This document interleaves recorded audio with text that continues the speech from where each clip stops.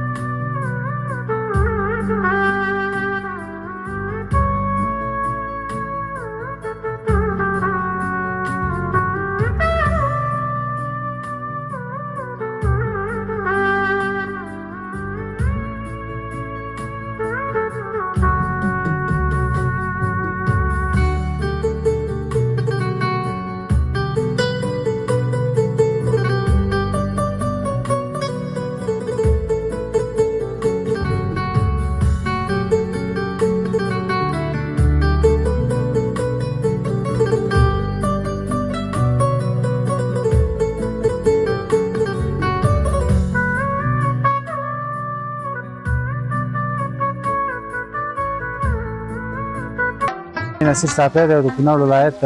مرکز اسداباد دم کلي اوسېدونکی یم او د جمعې مبارکه ورځ ده نو موږ ټول ملګري په شریکه سره راغلو مال مو واغېسته او الله علم که موږ ویل چې یو پروګرام به وکړو او ساعت به هم تېر شي او چکر به هم پکې وو نو بس ټول راغلي په شریکه سره او دلته ملګري لګیا دي کار کوي څومره د سکون احساس کوئ کله چې ملګرو سره یاستئ تفریح ته راځئ داسې ښایسته ښایسته ځایونو ته راځئ او څنګه مو د هنګام انتخاب کړی دلته راغلئ نو شکر دی اوس مهال چې دی ښه پوره امن دی او ډېر ښایسته ښایسته ځایونه دي د هنګام شنه دره ده نو په دې خاطر دلته عوام یخه ده او موسم هم برابر دی نو ټول وویل چې د هنګام ته به لاړ شو د دې نه علاوه نورو سیمو ته هم د کونړ تللي یاست هو تللي ډېر ځایونو ته تللي بس ایسته ښکته خاص کونړ طرف ته تللي او شیګل ته تللي او پیج درې ته تللي ډېر ځایونه هم کتلي څه پیغام لري هغه وروڼو ته چې همدا مهال دوی داسې یو ویره لري چې امن نه دی او هغوی نشي کولی دلته راشي او ته د هنګام غرونو ته راغلی ډېری خلک زه ګورم چې دلته راغلي دي هغوی ته څه پیغام لري هغه وروڼو ته همدا پیغام دی چې اوس وخت کې پوره امن دی هېڅ د ویرې او ډار احساس نشته دی نو په ښه په ډاډه زړه باندې دې راشي او خپل چکر دې ووایي بسم الله الرحمن الرحیم پرویز صحرایي م د کونړ ولایت مرکز اسداباد اوسېدونکی دوستانو پرون د دې دغه دپاره پلان ونیو د چکر دپاره به یې مال واخیستو د مال نمایم بیګا ملګرو ورباندې پروګرام وکړو نمایم بیګا هلته وکړو نمایم ځان سره راوړو اوس د هنګام هم ډېر مناسب وګڼو ځکه چې هوا ښه ده مطلب د ګرمۍ نه وړاندې دی ګرمي نشته دی موسم ډېر ښه دی نو دوستانو په مشوره باندې هم دلته موږ رالو په خپلو ملګرو کې څوک ډېر شوق دی چې تاسو سره کله سفر کوي ټوکې کوي ټکالې کوي هغې ستاسو مسخره کوي خاندئ داسې څوک شته په ډله کې ملګري کوي ملګرو کې چې دی ډېر چې د هلکان په عذابوي او ټوکې ورپورې کوي زموږ ملګری سمیع الله ستومان دی چې اوس زموږ د پروګرام اشپز هم دی او د ټولو بس مطلب هغه د ناز ملګری دی خو زه ناز هم ورکوي بیا رشخان هم ورباندې وایي کله داسې شوي چې اشپزۍ کې هغه اشپزي کوي او قار ورغلی اشپزي خرابه کړې او تاسو ډېر ځل اشپزي خرابه کړې ده لکه بس هلکان نرم بعضې وخت تېلي دي اوس څنګه ښه شوی نه دی اوس خو ښه شوی دی ځکه په موږ باندې طریقې زده کړلې او بس اشپزي زده کړله اوس ډېر ښه دی پوخ اشپز شو وطن کې امن دی څه احساس کوئ څومره خوشحال یاست چې د وطن لرو پرتې سیمو ته ځئ د وطن هره برخه چې اوس فلحال امن دی امن امان دی هر طرف ته که ځي که هرې ولسوالۍ ته ځي درې ته ځي چکر په ډاډه زړه باندې شي والی هېڅ قسم مشکل نشته دی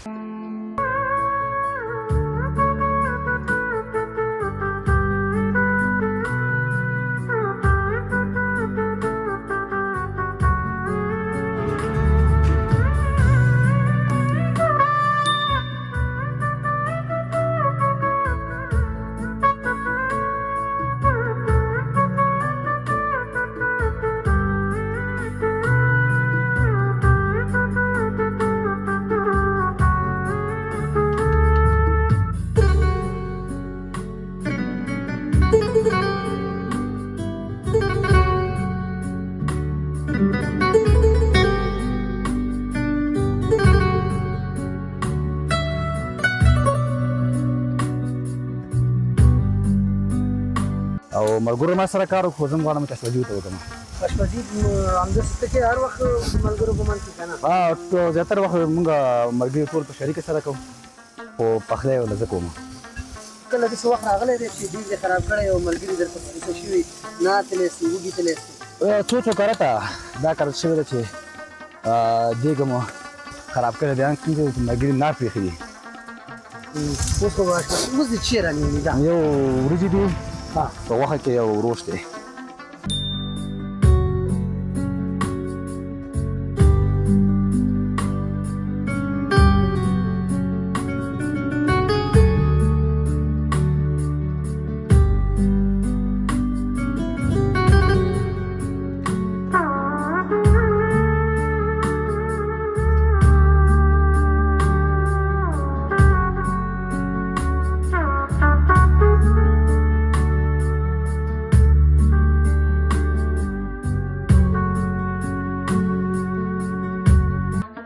باید کاکا زوی او اصغر خان دا د کابل نه راغلی سمیع لالا هم د کونړ دی شیخ لالا هم د کونړ دی بس اقبال لالا ټول د کونړ دي بس موږ د کابل نه راغلي اوس د کفایت لالا هغه یې میلمانه یي او کفایت لالا خو تا باندې لکه چې اشپزي شروع کړې ده والله خو کار دا و چې هغوی درته اشپزي نه خو اتروزوی د مشر زه پکې کشر یم نو بس د مشر کشر هغه پکې نو نور اسلام نشته ستانه مطلب دی ولا زه د ټول لا کشر یم فکر کوم دیګ څنګه ریت شیم باندې کړی دیګ خو باندې کړه دی بس روشو باندې کړه په خیره روشو باندې کړه بس ان شاء الله بس ان شاء الله ولسته خو کې تیاریږي د خیره سره کونړ ته راغلی او د کونړ بیا داسې یوې سیمې ته راغلی چې یو وخت به ترې د نامنیو غږونه پورته کېدل څه احساس کې څومره خوشحاله یې خصوصا چې په دغه غرونو کې په دغه څېړو ونې لاندې داسې بنډار جوړ کړی څه احساس والا بس څه د احساس څه شي ویلی د خوشحالۍ نه بس الله دې نور وطن آباد کړي د نور په آبادۍ په هیله باندې او بس دا ځوانان دي بس امن خو پکې شکر الحمدلله بس چار خوازو شپه ورځ امن خو پکې شکر بیخي پریمانه چار طرف ته هیڅ مشکل پکې نشته دی د شپې او د ورځې د کونړ د دانګام نه علاوه بل کومې سیمې ته تللی یاستئ تر اوسه که نه ورا نورستان د زه خپل هم د کونړ یم د اسمار ولسوالۍ اوس کلی شاله نورستان ته تللي بس کونړ ډېر ځایونه م لیدلي دي بیا دپاره پلان لرئ چې د خیره د کونړ یو ښکلي سیمې ته بل بس انشاءالله بل دفعه انشاءالله بل دفعه هم د خیره نورستان ته بس د ملګرو سره پلان دی د خیره سره او زمونږ ترور زوی اصغر دا دفعه د خیره چکر دی برابر کړی دی او ملګرو ته بس مسؤل دا دی بس دا زمونږ بشر دی بس او څه مېلمانه دي هغه استاد فردین هلته به موږ ورشو راځئ مهرباني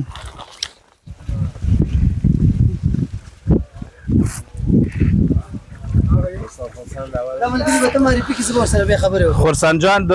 کابل کې اوسېږي د هرات دی او قاري صاحب پاسون چې دی هغه هم د کونړ دی اوسېږي کابل کې او استاد فردین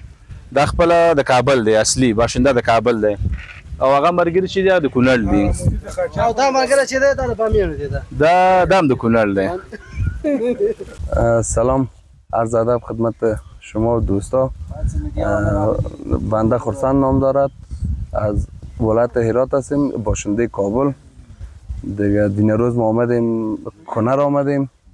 دیگه امروز هم آمدیم در اسمار دانگام آمدیم همینجا که دوستا دیگه بسیار احساس خوشی میکنیم هرات نه چې راغلی دلته تر کونړ داسې لاره کې کومه خاطرې سره مخ شوې چې تاسې ډېر زیات هیجاني کړي هستئ چې هغه خاطره ته ډېر ذهن ته ولیږي نه والا نداریم تو خاطره که ما کسی آزار داده باشه نه در حساب آزار گفت تو کسی ما رو آزار نداده کسی تا اینجا هم که آمدیم هر کسی گفتیم دیگه با پیشونی باز کرد ما رفتار کرد کونړ کې میلمه پالنه مو په سم ډول وشوه که نه هست دوستا هستن دیگه قدر زد میکنن دیگه خانهشان آباد دیگه تمی آمدیم اینجا دلته بنډار خو چې شروع یم طبعا څوک چې بنډار ته ځي او زه ملګري څوک یو کار کوي څوک بل کار کوي تا خپله نن څه شی وکړه ملګرو سره دیگه ما میمان هم بودیم دیگه هیچ دوست ندادیم څه پیغام لري ته کونړ نه څه خاطره لري والا کونر ما زیاد آمدیم هر 2 ماه 3 ماه بعد میایم ما که دوستا جای خوبی داره تا حالا ما تانستیم که کونر یک 3-4 ولسوالیش ما آمدیم و گشتیم میله کردیم دیگه بسیار جای خوب است به حساب تفریح تشکر از شما